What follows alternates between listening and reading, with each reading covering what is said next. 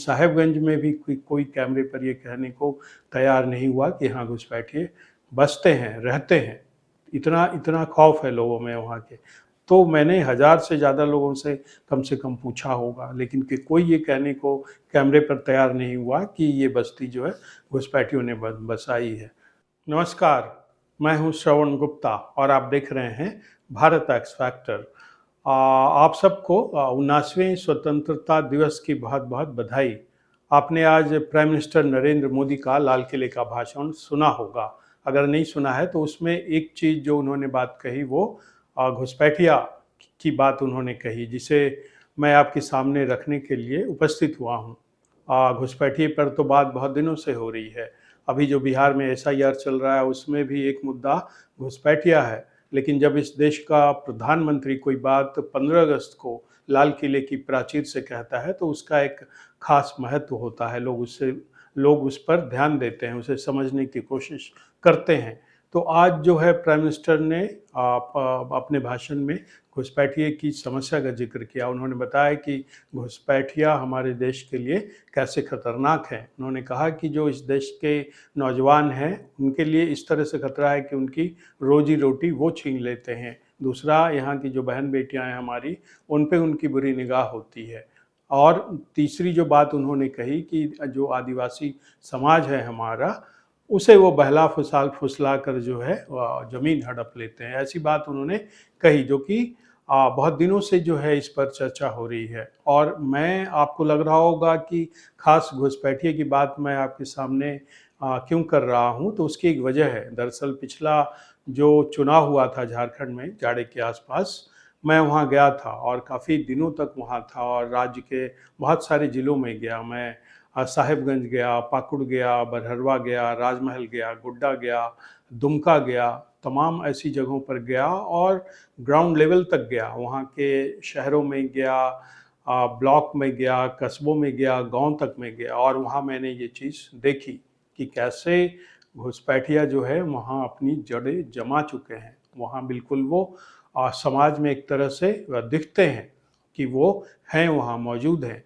और ये अलग बात है कि जब आप घुसपैठियों के बारे में पूछेंगे वहाँ के किसी भी आदमी से, किसी भी वहाँ रहने वालों से, तो वो आपको कैमरे पर कुछ नहीं कहेगा। वो आपको दिखा ज़रूर देगा वो बस्तियाँ जहाँ घुसपैठियों ने जो जिन बस्तियों को बसाया है। वो बता देंगे कि देखिए ये बस्ती जो है 10 साल पहले नहीं थी, 5 साल पहले नहीं थी, लेकिन अब ये बस्ती है और इसे घुसपैठियों ने ही बनाया है। वो कैमरे पर ये बात नहीं कह सकता है। ये यहाँ तक कि वहाँ के जो पत्रकार हैं उनसे भी मैंने बहुत कोशिश की कि वो हमें कैमरे पर इसके बारे में बताएं, कुछ आइडेंटिफाई करें कि भाई ये परिवार है, ये घुसपैठियों का परिवार है और ये यहाँ रह रहे हैं और यहाँ इन्होंने जो है अपनी ज़मीन ले ली है, मकान ले लिया है, आधार कार्ड बनवा रहे हैं और बाकायदा वो एक वहाँ के यहाँ के नागरिक की तरह रह रहे हैं। वो ऐसे बता तो देते हैं जुबानी, लेकिन जब उनसे मैंने कहा कि आप हम वहाँ हमें बताएं इसके बारे में और वो जगह दिखाएं और उसकी पहचान करवाएं, तो वो पीछे हट गए।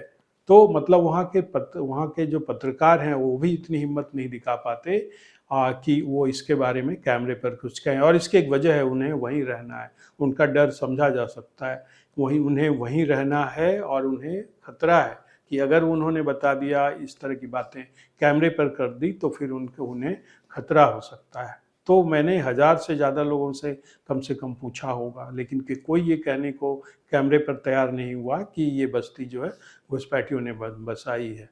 चुनाव के जब वहाँ रैलियाँ हो रही थी, वहाँ ज़रूर लोगों ने कहा इनडायरेक्टली कि भाई ये चूँकि वो लोग रैली में आए होते हैं और दूसरी जगहों से भी आए होते हैं, तो उन्हें उतना वो जो है थोड़े से निशंक होते हैं। तो उसमें से कई लोगों ने ऐसी बातें कैमरे पर कही वहाँ की रैलियों में, जब तब रैलियाँ हो रही थी। लेकिन इन रैलियों के अलावा अलग अलग जगहों पर अगर आप पाकुड़ जाएं, पाकुड़ में की वो बस्तियां देखें और वहाँ के लोगों से बात करें इन बस्तियों के बारे में, तो कोई आपको कैमरे पर नहीं बताएगा। आप साहेबगंज जाएं, साहेबगंज में गंगा के किनारे आप जाएं, वहाँ की बस्तियों में घूमें, आपको दिख जाएगा कि घुसपैठिए जो है नज़र आते हैं। लेकिन साहेबगंज में भी कोई कैमरे पर ये कहने को तैयार नहीं हुआ कि हाँ घुसपैठिए बसते हैं, रहते हैं। इतना इतना खौफ है लोगों में वहाँ के। आप बरहड़वा जाएं, राजमहल जाएं, सब जगह लगभग जो है यही हाल है। और मैं तो गया हूँ, मैं वहाँ साहिबगंज गया, वहाँ पाकुड़ गया, बरहरवा गया, और लेकिन सब जगह ऑलमोस्ट जो है यही स्थिति है। तो कई बार जो है मुझे लगता है कि जो है लोग इसे लेकर जो है एक तरह से चुनावी मुद्दे की तरह ये उठता रहा था अब तक। लेकिन ये पहली बार हुआ है कि लाल किले की प्राचीर से जो है प्रधानमंत्री नरेंद्र मोदी ने इसके बारे में देश के लोगों को आगाह किया है। और ये समस्या है बड़ी।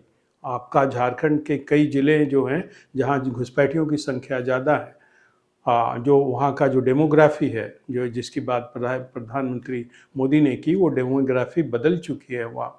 आपके पश्चिम बंगाल में ऐसे 14 ज़िले हैं जहाँ की डेमोग्राफी बदल गई है।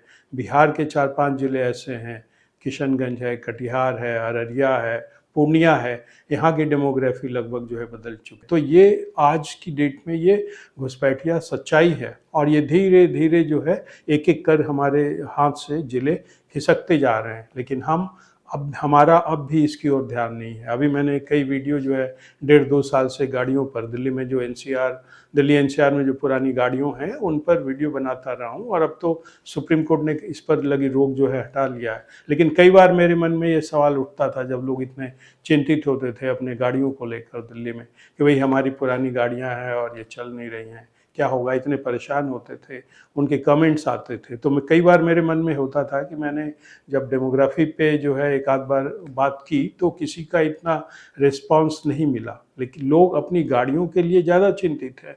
लेकिन उन्हें ये नहीं पता कि भाई कैसे देश के कुछ हिस्सों में डेमोग्राफी बदल रही है, और धीरे धीरे जो है कई हिस्से हमारे हाथ से एक तरह से निकलते जा रहे हैं डेमोग्राफी की वजह से। तो उस पर हमारी चिंता नहीं है। लोग अपनी गाड़ियों की तो चिंता ज़्यादा कर रहे हैं, लेकिन इस पर जो है उनका ध्यान नहीं है। मेरा मन हुआ कि कई बार बताऊं, लेकिन आज चूँकि प्राइम मिनिस्टर मोदी ने ये बात कही तो मेरे मन में भी हुआ कि भाई ये बात मैं लोगों के सामने रखूं कि भाई जब गाड़ी के लिए तो आप चिंतित हैं, लेकिन जब देश ही नहीं रहेगा तो आप गाड़ी कहाँ चलाएंगे। देश नहीं रहेगा मतलब अगर यही डेमोग्राफी की यही रफ्तार रही तो आज से 40-50 साल बाद हो सकता है कि हमें दिक्कत हो, हमारे बच्चों को, हमारे जो नाती हैं, पोते हैं, पड़पोते हैं, वो फिर उन्हें दिक्कत हो। तब वो शायद ये सवाल पूछें कि जब ये सब हो रहा था तब आप कहाँ थे, मतलब हम लोग कहाँ थे, हमारे दादा नाना इस परदादा तब कहाँ थे जब ये चीज़ें डेमोग्राफी बदल रही थी।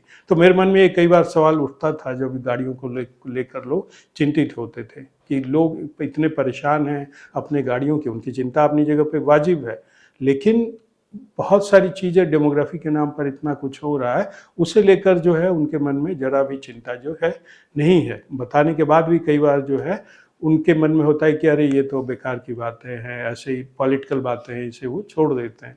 तो ये बात मैं आज कह रहा हूँ वो इसलिए कि प्राइम मिनिस्टर मोदी ने इससे सारी दुनिया के सामने रखा है, देश के लोगों के सामने रखा है कि डेमोग्राफी कैसे खतरनाक साबित हो रही है हमारे लिए। और मैं अभी झारखंड की बात कर रहा था। अब झारखंड की बात मैं इसलिए कर रहा हूँ कि मैं वहाँ गया हूँ, मैंने देखा है चीज़ों को, इसीलिए जो है मैं इतने विश्वास के साथ झारखंड की बात कर रहा हूँ। वहाँ आपने आज सुना होगा प्राइम मिनिस्टर ने ये भी कहा, आदिवासियों की बात की है कि उनकी ज़मीनें जो है वो हड़प ले रहे हैं, क्योंकि झारखंड में जो है कानून है मतलब इस तरह का कि आप झारखंड की जो आदिवासी हैं उनकी ज़मीन नहीं लेकर सकते किसी भी तरह से।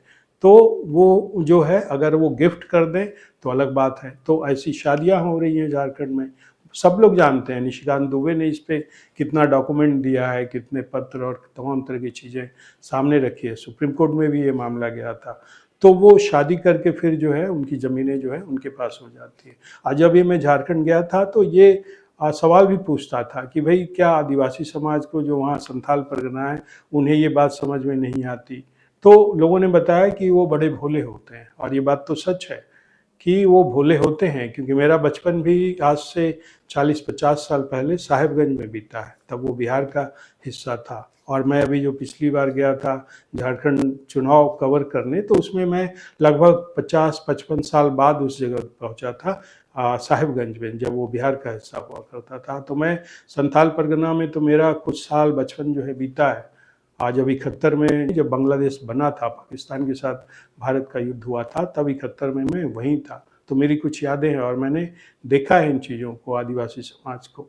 तो इस बार जब लोग ये पूछते थे कि मैं पूछता था कि भाई क्या वो कैसे इन बातों में झांसे में आ जाते हैं या क्या उन्हें समझ में नहीं आता, तो लोग बताते थे कि भाई वो धीरे धीरे जो है दोस्ती करते हैं, फिर उनसे शादियां कर लेते हैं, फिर उनकी ज़मीन पे उनका कब्जा हो जाता है। और लोगों ने एक बताया भी कि आप पाकुड़ के मोहनपुर चले जाइए, वहाँ आपको मिल जाएंगी ऐसी जो है एक महिला जो मुखिया हैं हालांकि। तो फिर मैं गया वहाँ, उनसे बात की और एक चीज़ थी, और ये घुसपैठिए वाली बात भी मेरे मन में थी।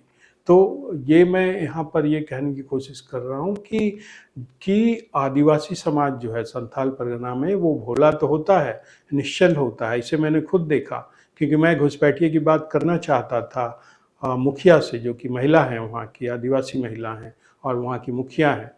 तो लेकिन मैं सीधे नहीं पूछ सकता था उनसे कि क्या यहाँ घुसपैठिए हैं आपके गांव में, आपके आसपास। तो मैंने आधा घंटा टाइम लिया, इधर उधर की बातें की कि यहाँ से कैसे डेवलपमेंट का क्या काम है, बिजली का क्या है, पानी का क्या है, गांव में और भी क्या समस्या है। आधे घंटे के बाद लगभग जो है मैंने वो सवाल पूछा कि शायद जो है सीधा पूछना ठीक नहीं रहेगा, तो इतने घुमा फिरा करके आधे घंटे के बाद मैंने वो पूछा, तो वो छूटते ही बोल पड़ी कि हाँ ये हमारे गांव के बाहर तो रहते हैं ये। तो फिर मुझे लगा कि जिस बात को मैं लेकर मैं इतना अपने मन में सोच रहा था कि ये सीधा नहीं बोल पाएंगी या उखड़ जाएंगी या गुस्से में होंगी, लेकिन वो छूटते ही उन्होंने एक जैसे दूसरे सवाल का जवाब आसानी से दे दिया था, बिना कुछ सोचे, बिना एक क्षण गवाए। वैसे उन्होंने कह दिया कि हाँ गांव के बाहर तो गाँव में रहते हैं ये घुसपैठिए जो है। तो फिर मुझे समझ में आया कि हाँ ये वाकई जो है भूले होते हैं। उन्हें कोई एक बार भी नहीं सोचा इसमें महिला मुखिया ने कि घुसपैठिए पर जो सवाल पूछा गया है उसका जवाब वो कैसे दें। वो तुरंत जो है निश्चल भाव से कह दिया कि हाँ रहते हैं। तो ये जो डेमोग्राफी की बात मैं कर रहा हूँ जो आज प्रधानमंत्री ने की, और उनकी बात सोच कर ही मैंने फिर ये सारी बातें जो है आपके सामने रखने की कोशिश कर रहा हूँ कि डेमोग्राफी सचमुच में जो है वो बड़ी खतरनाक चीज़ है। घुसपैठिए कैसे जो है एक तरह से दीमक की तरह जो है हमारे देश में लग चुके हैं और धीरे धीरे धीरे धीरे जो है वो खोखला करते जा रहे हैं, और हम इन सब से अनजान हैं। हम अपनी नौकरियों में, अपने काम धंधे में, अपने व्यवसाय में लगे हैं। हमें छुट्टियां मिलती हैं तो हम शिमला इधर उधर घूमने चले जाते हैं, लेकिन इस पर हमारा ध्यान नहीं जाता। हम अपने गाड़ियों के लिए तो चिंतित होते हैं कि हमारी गाड़ियां पुरानी हो गई, अब दिल्ली एनसीआर में कैसे चलेंगी, लेकिन हमें ये इसकी चिंता नहीं होती कि झारखंड में, पश्चिम बंगाल में, बिहार के कुछ ज़िले में कैसे धीरे धीरे करके वहाँ की डेमोग्राफी बदल रही है। तो इस पर आप सोचें। मैंने अपनी बात रखी, चूँकि मैंने झारखंड में ये देखा है और प्राइम मिनिस्टर मोदी ने भी आज कहा है कि डेमोग्राफी जो है कैसे खतरनाक साबित होती जा रही है। तो आज के एपिसोड में इतना ही। आपसे अनुरोध है कि इस चैनल के वीडियो को लाइक करें, शेयर करें और चैनल को सब्सक्राइब करें। नमस्कार।